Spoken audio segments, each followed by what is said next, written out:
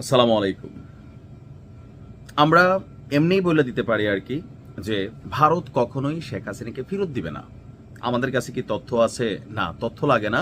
পরিবেশ পরিস্থিতি সম্পর্কের জায়গা থেকে এটা স্পষ্ট। তো তাহলে ভারতের পররাষ্ট্র মন্ত্রণালয় যে বক্তব্যগুলো দিচ্ছে এগুলা কি? এগুলো তো আওয়ামী লীগের টেনশন ধরাচ্ছে। এগুলো হচ্ছে ডিপ্লোম্যাটিক ল্যাঙ্গুয়েজ, অর্থাৎ কূটনৈতিক ভাষা।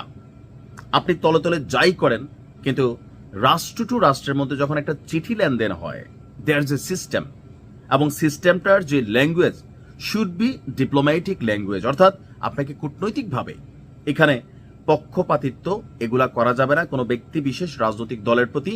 আপনাকে যে ল্যাঙ্গুয়েজ ইউজ করতে হবে সেটা হচ্ছে যেই রাষ্ট্র আছে আপনার প্রতিবেশী বা আপনার সাথে সম্পর্ক কানেক্টেড, তাদের সাথে আপনার ভাষাগত ব্যবহারটা থাকতে হবে ওই দেশের কল্যাণে। তো এই মুহূর্তে রাষ্ট্রের চোখে, বাংলাদেশি রাষ্ট্রের চোখে শেখ হাসিনার যেই বিচার হচ্ছে, সেখানে আন্তর্জাতিক যুদ্ধাপরাধ ট্রাইব্যুনালে 2টি মামলায় ফাঁসি রায় হয়েছে।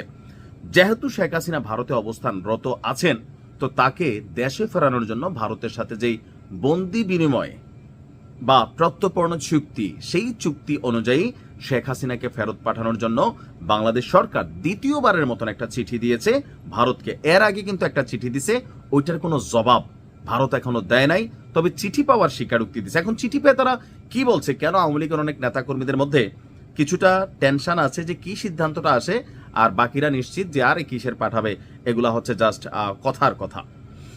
ভারতের গণমাধ্যম দ্য স্টেটমেন্টসে একটা প্রতিবেদন প্রকাশ হয়েছে। আন্তর্জাতিক অপরাধ ট্রাইব্যুনালে মৃত্যুদণ্ডপ্রাপ্ত বাংলাদেশের সাবেক প্রধানমন্ত্রী শেখ হাসিনাকে প্রত্যর্পণের চিঠি পাঠিয়েছে বাংলাদেশ, এবং সেই চিঠিটা হাতে পেয়েছে ভারত। জয়সওয়াল বলছেন, এই ভারতের যিনি পররাষ্ট্র মন্ত্রণালয়ের স্পিকম্যান বা স্পোকার, তো বা স্পিকার যেটি হোক, তিনি বলছেন যে শেখ হাসিনাকে প্রত্যর্পণের জন্য বাংলাদেশের কাছ থেকে নতুন করে একটি অনুরোধ এসেছে। আন্তর্জাতিক অপরাধ ট্রাইব্যুনাল তাকে মৃত্যুদণ্ড দেওয়ার পর এই অনুরোধ পাঠানো হয়েছে যেন তাকে ফিরিয়ে দেওয়া হয়। তো ভারত কি করবে? ভারত বলছে হ্যাঁ, এই অনুরোধটি চলমান বিচারিক এবং আভ্যন্তরীণ আইনি প্রক্রিয়ার অংশ হিসাবে পর্যালোচনা করা হচ্ছে। পর্যালোচনা কবে শেষ হবে? এটা আসলে কখনো শেষ হবে না। কেন হবে না?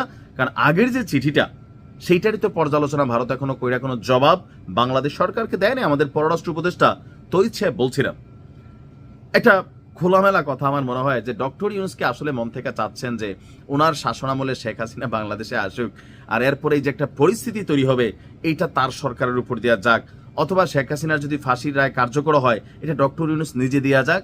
আমার মনে হয় না যে এই সরকারের কোনো উপদেষ্টা অন্তর থেকে এটা চায়, কারণ এইটার ইফেক্ট বা এটার প্রতিক্রিয়া যেটা হবে, লাইক এ মেসি ওয়ার, গৃহযুদ্ধ, অনেক কিছু এখানে ঘটে যাবে।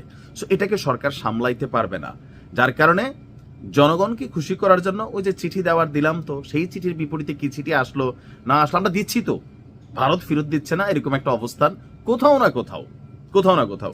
আচ্ছা, তো জয়সওয়াল বলছে যে আমরা বাংলাদেশের জনগণের কল্যাণ, বিশেষ করে শান্তি, গণতন্ত্র, অন্তর্ভুক্তি এবং স্থিতিশীলতার প্রতি অঙ্গীকারবদ্ধ। এমনকি এ বিষয়ে সব পক্ষের সঙ্গে গঠনমূলকভাবে যোগাযোগ চালিয়ে যাব। তো এই মুহূর্তে 2 দফায় শেখ হাসিনাকে ফেরতের জন্য চিঠি দিয়েছে বাংলাদেশ। তবে এর আগে কোনো তথ্য পাওয়ার ব্যাপারে স্বীকার ওইভাবে না করলেও আজকে প্রথমবারের মতন তারা চিঠি পাওয়ার তথ্য স্বীকার করেছে। আগের বারেরটা বলছিল যে এটা আমরা দেখতেছি, আর এবার বলছে আমরা এটা পাইছি। তো পাওয়ার পরে সিস্টেমটা, সিচুয়েশনটা কি, একটা কৌশলী বক্তব্য আসছে, বাকিটা হয়তো সময় বলবে।